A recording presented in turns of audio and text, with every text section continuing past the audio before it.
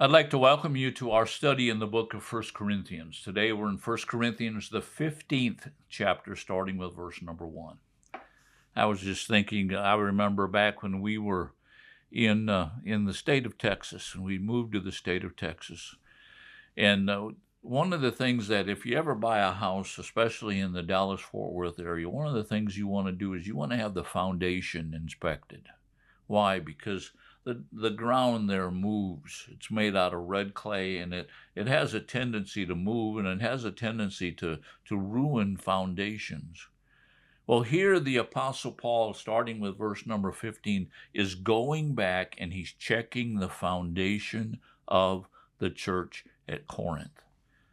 I think one of the things that our churches today need to do is we need to go back and we need to have a foundation examination, a checking of the foundation of the church. Now, again, remember that the church at Corinth was a mess.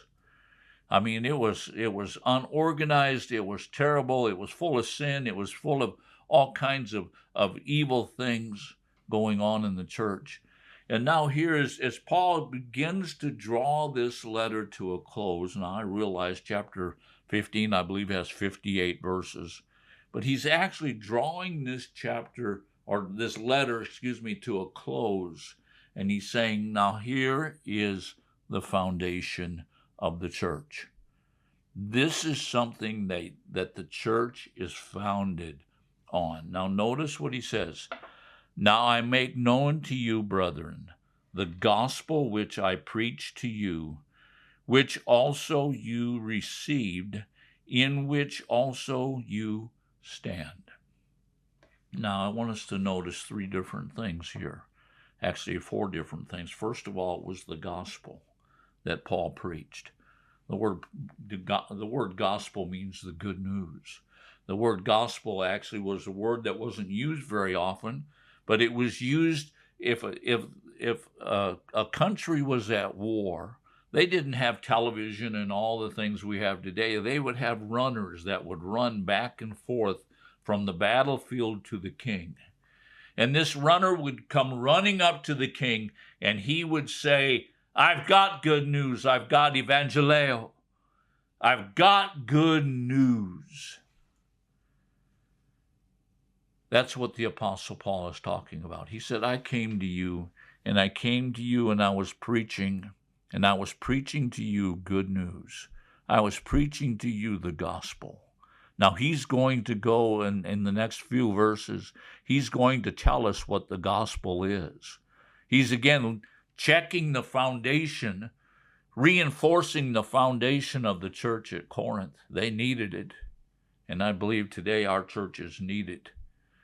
But he says, the gospel which I preached to you, and then he uses three things, which you received. I preached it. What did you do? You received it. The word received it, it means to take something near. It means to grab a hold of. In fact, the picture that this Greek word would have is someone coming and just giving you a big hug.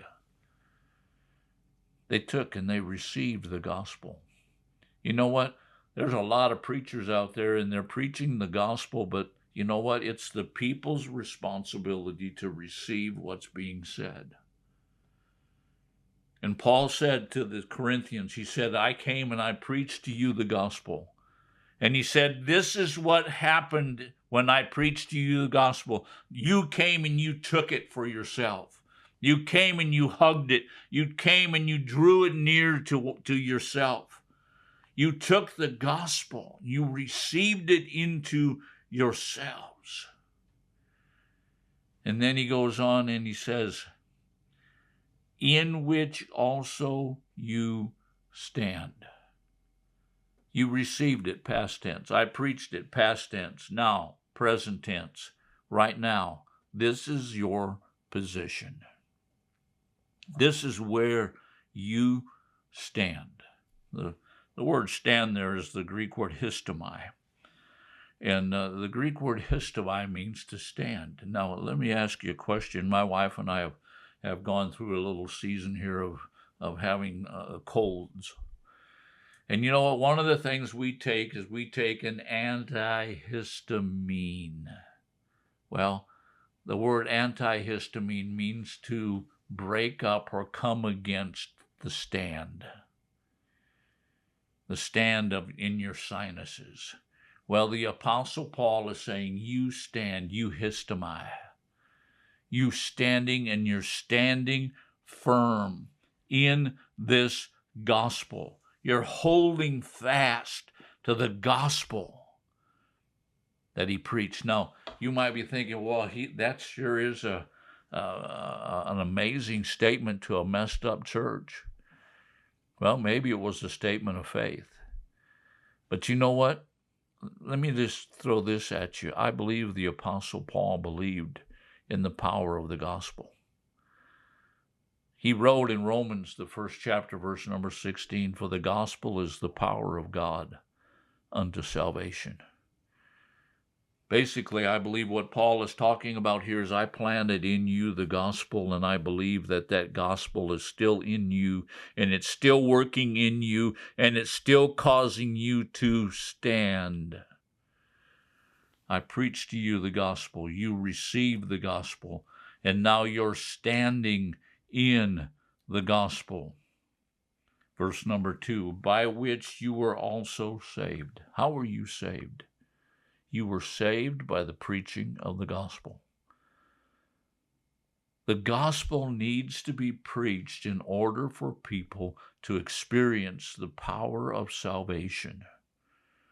That's why we need to be very careful that when we're ministering to unbelievers, that we are preaching to them the good news. I remember being out on the streets, and we are examining an area for a church, and they were wanting to start an outreach, and this church was doing all the right things, a wonderful church. But while we were out there, people were driving by in pickup trucks, yelling out, repent, repent, repent. That's not preaching the gospel. Preaching the gospel is what the Apostle Paul is going to show us in the next few verses. Preaching the gospel is telling people about what Jesus did to save them. It's not telling them to change the way they lived. Do you understand? He says, by which also you are saved. Now notice he says you are saved. The word saved is the Greek word sozo. Here it's in the present tense.